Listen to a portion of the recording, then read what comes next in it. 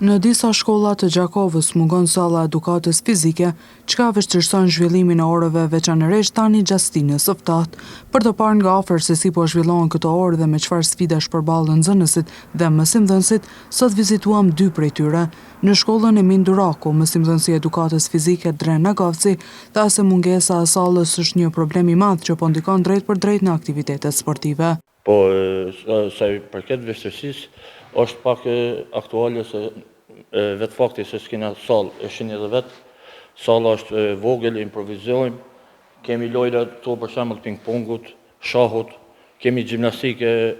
kombinojmë pak me gjimnastikën, kështu sa i përket fushës e kthym kohën, sa i përshtatet koha. Meqense edhe ftoft, tashti nuk mujmë i bë këtë aktivitete sportive. Nagovci shtoi se kërkesa për një sallë ku të ushtrojnë është e domosdoshme, pasi lehtëson edhe procesin mësimor. Kisha pas kërkesë, meqense kushtet i kemi për mu ndërtu një sallë, më bë një sallë në shkollën tonë, më vonë ma kreativitet edhe për mu, edhe për nxënësat në të ardhmen.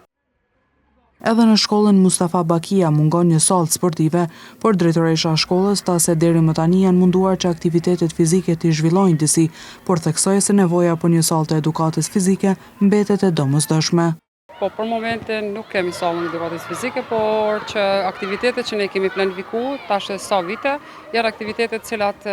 lidhen me sportet në tavolinë, që janë shohu dhe janë shumë lojra të tjera mos u nxe dhe kështu me radhë, të cilat ne kemi siguruar qoftë përmes donatorëve, qoftë përmes prindërve ose edhe buxhetit shkollës për planifikimin financiar që bëjmë në plan të prokurimit dhe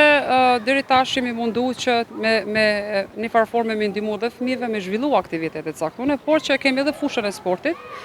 ku zhvillojmë aktivitete kreative të ndryshme, qoftë për data të caktune, por edhe orët e edukatës fizike që zhvillojnë mësuesit e klasave 1 deri në 5. Kujtojmë se aktiviteti fizik është eti i rëndësishëm për organizimin, andaj edhe mbajtja orëve të edukatës fizike është shumë e rëndësishme për të gjithë nxënësit.